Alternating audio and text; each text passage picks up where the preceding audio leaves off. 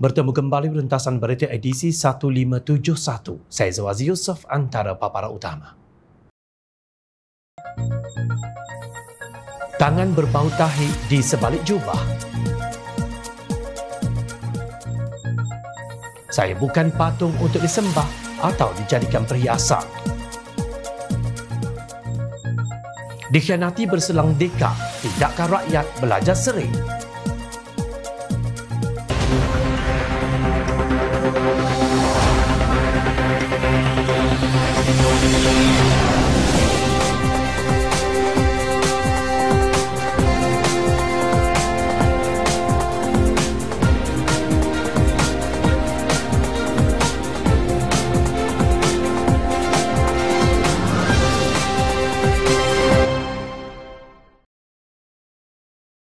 Assalamualaikum dan salam sejahtera. Nasib 24 kaki tangan Kedah Agro Holdings Berhad KAHB akhirnya terbela apabila Menteri Sumber Manusia Steven Sim memaklumkan bahawa gaji tertunggak yang melibatkan lebih RM1.5 juta akan dibayar sebelum sambutan Aidilfitri akan datang. Beliau berkata keputusan itu dicapai ketika mesyuarat Lembaga Pengarah Kedah Agro Holdings Berhad Ahad lalu. Selain itu, Lembaga Pengarah juga memutuskan untuk menghentikan operasi anak syarikat Menteri Besar Incorporated itu. Justru faedah penamatan dan gaji ganti notis akan dibayar dalam tempoh 3 bulan mulai Mac 2024. Kata ahli Parlimen Bukit Mertajam itu di Dewan Rakyat semasa waktu sesi pertanyaan menteri.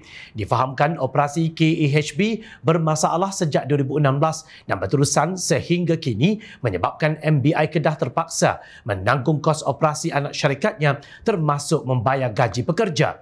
Sementara itu, Steven Sim berkata pekerja telah dinasihatkan untuk memfailkan kes buruh bagi tuntutan gaji terhadap majikan mereka. Selepas itu, Jabatan Tenaga Kerja Semenanjung Malaysia atau JTKSM akan memulakan siasatan sekiranya ada laporan yang difailkan di bawah Seksyen 19 Akta Kerja atas kesalahan pembayaran gaji lewat. Jika sabit kesalahan, majikan boleh didenda tidak lebih RM50,000 setiap pertuduhan bawah Seksyen 99A Akta yang sama, katanya menjawab soalan Aminul Huda Hassan, PH Seri Gading. Terdahulu, Steven Sim mengulangi komitmen JTKSM untuk menyiasat semua aduan dalam tempoh 21 hari sejak laporan dibuat. Sebelum ini, pendedahan dibuat kaki tangan KAHB yang mendakwa tidak dibayar gaji selama 9 bulan. Kaki tangan mendakwa surat telah pun dihantar kepada Datuk Seri Muhammad Sanusi Maknur mengenai tunggakan gaji mereka, namun tiada keputusan yang diperoleh. Mengulas lanjut soalan tambahan mengenai dakwaan Pusat Asuhan Tunas Islam atau lebih dikenali sebagai PASTI tidak membuat caruman kumpulan wang simpanan pekerja KWSP kaki tangannya, Steven Sim berkata laporan hendaklah dikemukakan kepada Pejabat Tenaga Kerja PTK bagi mendapatkan khidmat nasihat. Pekerja juga dinasihatkan untuk memfailkan kes buruh di PTK cawangan bagi menuntut bayaran gaji yang tidak diterima. Kes buruh yang difailkan ke Mahkamah Buruh bagi menyelesaikan tuntutan keuangan oleh pekerja terhadap majikan sebagaimana peruntukan 69 Akta Kerja 1955, ujar beliau. Dalam pada itu, Steven Sim menegaskan kementerian tidak akan berkompromi terhadap mana-mana pihak yang menganiayai hak pekerja. Kita tidak akan kompromi, tidak kira swasta maupun kerajaan, sama ada parti politik, semua akan diambil tindakan jika hak pekerja tidak dibela, tambah beliau.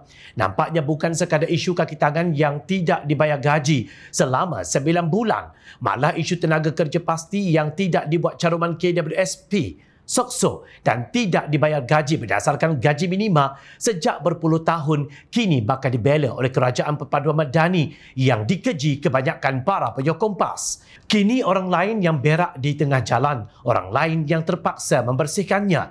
Kemana perginya suara dan pembelaan daripada para ulama dan para asatizah yang sentiasa melalak kononnya membela rakyat selama ini.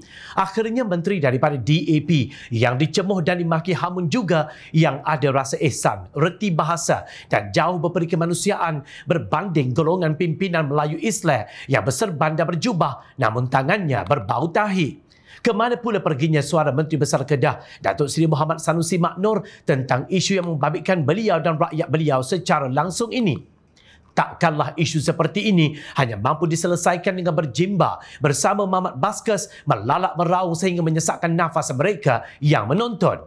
Peliknya, para walaun tetap memuji Muhammad Sanusi sebagai seorang menteri besar yang kononnya berjaya dan bagus dalam menjaga Kedah. Walaupun terang lagi kan bersuluh, beliau sebenarnya seorang yang gagal. Butakah mata mereka? Pekakkah telinga? Bisukah mulut mereka? Dia walak dan hulu terhadap pimpinan sebegini. Tolonglah ada rasa malu Allah. Sumpah ianya memalukan. Yang di-Pertuan Agong Sultan Ibrahim Sultan Iskandar menzahirkan rasa murka dan duka cita berhubung penjualan stoking yang bertulis kalimah Allah di kedai serba nikah KK Supermart dan mahu tindakan sekeras-kerasnya diambil terhadap mana-mana pihak yang didapati bersalah berdasarkan siasatan pihak berkuasa. Sultan Ibrahim bertitah kalimah Allah dipandang sangat tinggi oleh umat Islam. Justru isu tersebut tidak seharusnya timbul. Saya baru sahaja menegur dan mengingatkan akan kepentingan rakyat bila bangsa bersatu padu dan menghormati antara satu sama lain. Dalam titah sulung saya di Parlimen timbul pula perkara ini. Sama ada ia disengajakan ataupun tidak, sama ada ia diimport atau dikeluarkan di kilang tempatan. Saya mahu penguatkuasa siasat dan ambil tindakan sekeras-kerasnya mengikut lunas undang-undang yang ada supaya pisang tidak berbuah dua kali. Titah Sultan Ibrahim dalam kenyataan yang disiarkan di laman Facebook rasminya seperti dipetik bernama. Sementara itu, pemangku Sultan Johor Tunku Mahkota Ismail Sultan Ibrahim turut bertitah agar pihak berkuasa mengambil tindakan tegas dalam perkara itu bagi mengelak kejadian sama berulang. Terdahulu pengasas KK Supermart Datuk Seri KK Chai dan pembekal stoking Zin Jian Chiang Senia Berhad telah membuat permohonan maaf berkenaan isu tersebut. Namun sejumlah pihak tidak berpuas hati dengan langkah itu, antaranya Pemuda Amanah dan Pemuda UMNO yang mahu KK Supermart menaikkan kain rentang permohonan maaf di kesemua 881 cawangannya. Kes itu kini dalam siasatan polis dan Ketua Polis Negara Tan Sri Razaluddin Husin semalam berkata pihak KK Supermart akan dipanggil dalam masa terdekat. Tunku Mahkota Ismail juga mengingatkan masyarakat agar menjaga keharmonian negara dan tidak memainkan isu sensitif yang melibatkan agama, kaum dan raja-raja. Baginda juga bertitah bahawa tidak masuk akal syarikat dengan kaki tangan warga Malaysia tidak peka dengan perkara sedemikian. Sudah sekian lama kita hidup dalam sebuah negara majmuk. Kesilapan isu agama dan kaum sebegini tidak boleh diterima dan dibenarkan untuk berlaku lagi. Titah baginda yang mesra dengan panggilan TMJ. Dalam masa yang sama, Tunku Mahkota Ismail mengucapkan syabas kepada Majlis Agama Islam Negeri Johor atau MAIJ dan Polis Diraja Malaysia atas tindakan yang telah diambil berhubung isu penjualan stoking yang tertera kalimah Allah yang tular baru-baru ini. Syabas Majlis Agama Islam Negeri Johor dan Polis Diraja Malaysia Kontijen Johor sudah mengambil tindakan, titah baginda. Terdahulu dalam satu kenyataan yang dikeluarkan Pengerusi Jawatan Kuasa Hal Ehwal Agama Islam Negeri Johor, Muhammad Farid Muhammad Khalid memaklumkan bahawa tindakan tegas dan hukuman yang seadilnya hendaklah dikenakan ke atas mereka yang bertanggungjawab mencemarkan kemuliaan nama Allah. Tambahan lagi, ia berlaku pada bulan Ramadan yang dimuliakan. Saya akan memastikan segala kekuatan perundangan berdasarkan Undang-Undang Tubuh Kerajaan Johor 1895, juga Perlembagaan Persekutuan serta enactment dan undang-undang yang berkuat kuasa ketika ini dapat dikuatkuasakan bagi membawa pihak yang bertanggungjawab ke muka pengadilan yang sewajarnya, katanya. Sementara itu, Ketua Polis Johor CP M. Kumar dalam kenyataan berasingan berkata pihak polis telah merampas 5 pasang stoking tertera kalimah Allah dalam satu serbuan dan pemeriksaan menyeluruh di sebuah kilang di Taman Perindustrian Seri Gading, Batu Pahat. Beliau berkata kilang itu mendakwa stoking berkenaan telah diimport dari China dan siasatan dijalankan mengikut Seksyen 298A Palang 505B Kandung Keseksaan dan Seksyen 233 Akta Komunikasi dan Multimedia 1998. PDRM Johor menyeru orang ramai agar tidak membuat sebarang spekulasi yang boleh mengganggu gugat ketenteraman awam, sebaliknya menyerahkan kepada pihak polis untuk siasatan dan tindakan lanjut, katanya. Yang di-Pertuan Agong Sultan Ibrahim turut memberi peringatan bahawa baginda memikul amanah Raja-Raja Melayu untuk menjaga kepentingan rakyat dan negara. Sehubungan itu, titah Seri Paduka sebaik saja selesai tempoh bulan madu, baginda akan melaksanakan cara pemerintahan yang sebenarnya. Saya bukan patung untuk disembah mewah atau dijadikan perhiasan dalam majlis atau dipaksa mengikut segala kata dan kehendak menteri.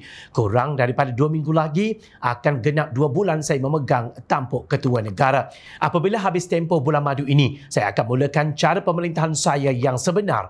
Titah Sultan Ibrahim sembari istiadat pengurniaan darjah kebesaran, bintang dan pingat wilayah persekutuan di Istana Negara. Daulat tuanku, rakyat menjunjung kasih. Tarif baharu air bagi kategori pengguna domestik di Kelantan naik sebanyak 23 sen bagi setiap meter padu yang berkuat kuasa bermula 1 Februari lalu. Jurucakap Air Kelantan Sdn Bhd AKSB berkata bagi bacaan meter individu sebelum kosong hingga 20 meter padu adalah 45 sen naik kepada 68 sen. Katanya bagi yang melebihi 20 hingga 35 meter padu pula adalah 97 sen dan selepas 1 Februari pula RM1.26. Bagi yang melebihi 35 meter padu pula adalah RM1.42 sebelum dan selepas RM1.68. Caj minimum sebelum ini adalah RM4.50 dan naik kepada RM6.80. Manakala bagi pengguna bukan domestik pula adalah RM1.95 bagi kosong hingga 35 meter padu dan naik kepada RM2.03 selepas 1 Februari. Manakala yang melebihi 35 meter padu ialah RM2.20 naik kepada RM2.28. Caj minimum sebelum RM19.50 meningkat kepada RM20.30. Media melaporkan tarif baharu air bagi kategori domestik di Semenanjung dan wilayah persekutuan Labuan membabitkan kenaikan purata sebanyak 22 sen bagi setiap meter padu berkuat kuasa bermula 1 Februari lalu. Pelarasan ini dijangka membabitkan kira-kira 6.9 juta pengguna kategori domestik atau mewakili 86.6% daripada 7.9 juta pemegang akaun. Namun begitu, lebih 300 penduduk di 3 kampung di Pasir Tumbuh, Kota Baru tidak dapat menyimpan lagi rasa kecewa mereka terhadap AKSB yang didakwa tidak berubah walaupun tarif air sudah dinaikkan. Lebih mengecewakan, masalah bekalan air semakin teruk sejak beberapa minggu sebelum Ramadan, menyukarkan penduduk melakukan aktiviti harian termasuk memasak, membasuh pakaian, malah ada yang membina telaga tiup di kediaman masing-masing yang terpaksa mengeluarkan kos mencecah ribuan ringgit. Menurut laporan bernama, penduduk di sana sudah penat membuat aduan kepada AKSB kerana ia bukan sahaja tidak menyelesaikan masalah, malah terpaksa menelan jawapan yang pahit untuk diterima. Jawapannya termasuk mengulangi alasan sama seperti tahun-tahun sebelum ini, iaitu akibat kemarau dan berlaku kebocoran akibat kerosakan paip lama. Kami beranggapan apabila penarafan baharu dilaksanakan, perkhidmatan AKSB akan ada peningkatan namun ia masih ditakut lama, kata penghulu kampung Limbat Bukhari Daud meluahkan kepada bernama baru-baru ini. Bukhari berkata masalah ketiadaan air atau terputus bekalan bukan perkara baharu, bahkan sudah berlanjutan sejak sekian lama dan seharusnya telah lama dapat ditangani oleh kerajaan yang kononnya ditakbir Barisan Ulama itu. Penduduk berkata AKSB dilihat berada dalam zon selesa kerana ia satu-satunya syarikat pengurusan air yang beroperasi di Kelantan tanpa persaingan daripada mana-mana syarikat lain. Kewujudan syarikat lain dalam pengurusan air negeri perlu ada bagi memberi pilihan kepada rakyat mendapatkan perkhidmatan lebih baik selain memberi persaingan yang sihat kepada AKSB. Untuk rekod pertengahan Januari lalu, semua negeri takbiran Perikatan Nasional PN telah menyokong kenaikan tarif air yang berkuat kuasa 1 Februari. Bahkan keempat-empat negeri di bawah pentadbiran PAS itulah yang paling banyak berdepan dengan masalah air dan memerlukan kenaikan tarif bagi membolehkan syarikat pengurusan air mereka beroperasi dengan lebih baik. Esko Infrastruktur Utiliti dan Pembangunan Luar Bandar Terengganu, Hanafiah Mat berkata tarif air di negerinya paling rendah dan tidak pernah disemak sejak 26 tahun lalu. Selepas syarikat air Terengganu 1 ditubuhkan, syarikat berkenaan tidak pernah membuat semakan atau menaikkan kadar tarif air bagi pengguna domestik. Ia bererti kadar tarif domestik tidak berubah sejak 1997 hingga 2023. Bagaimanapun, satu berhasrat mengemukakan permohonan pelarasan kadar tarif yang holistik untuk menampung peningkatan kos operasi dan kos pembangunan modal yang tinggi bagi memastikan keselesaan pengguna dapat ditambah baik, katanya. Lapor Free Malaysia Today. Di Kedah pula, syarikat air Darul Aman Sada berkata kadar tarif baru itu akan dikenakan kepada pengguna mulai bil Mac 2024. Manakala pengerusi Jawatankuasa Infrastruktur Negeri Perlis Izizam Ibrahim yakin kadar tarif baharu akan membantu meningkatkan pendapatan syarikat air Perlis seperti dipetik Kosmo. Paling menarik, Perhatian adalah janji yang diberikan AKSB di Kelantan yang kononnya mengalu-alukan kenaikan tarif harga air kerana ia pasti akan membantu meningkatkan kualiti perkhidmatan mereka. Hakikatnya air berkarat hitam dan meloyakan masih menjadi tadahan kepada rakyat sejak lebih 30 tahun. Kemana perginya janji dan komitmen yang pernah diberikan AKSB?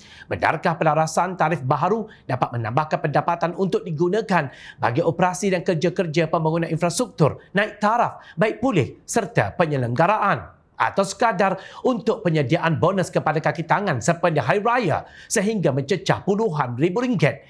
Jika dikatakan gagal, marah pula. Namun itulah hakikat apabila negeri ditadbir oleh pemimpin yang bukan dalam bidangnya, hanya tahu meraung ingin berkuasa di kerusi empuk. Apabila diberikan tanggungjawab, pelbagai alasan dicipta berselang tahun, berselang dekad. Ingatlah, Imam Al-Ghazali pernah menyebut betapa sebuah kerajaan yang adil, walaupun diperintah oleh pemimpin bukan Islam, akan mampu bertahan berbanding kerajaan zalim walau dipimpin oleh pemimpin Islam. Justru tidakkah pernah rakyat yang dikhianati rasa ingin berubah? Bermuhasabahlah para pemimpin yang disegani. Ingatlah, rakyat sentiasa memerhati. Jom Channel mengucapkan jutaan terima kasih kepada para penyokong dan kepada yang berminat untuk memberikan sumbangan bagi memberikan kami meneruskan perjuangan menyampaikan berita yang benar. Sumbangan boleh dibuat melalui akaun bank yang tertera. Suara rakyat kami sampaikan demi negara tercinta. Teruskan bersama kami di Jom Channel untuk mendapatkan berita politik tanah air. Saya Zawaz Yusof. Assalamualaikum, salam sejahtera. Kita jumpa lagi.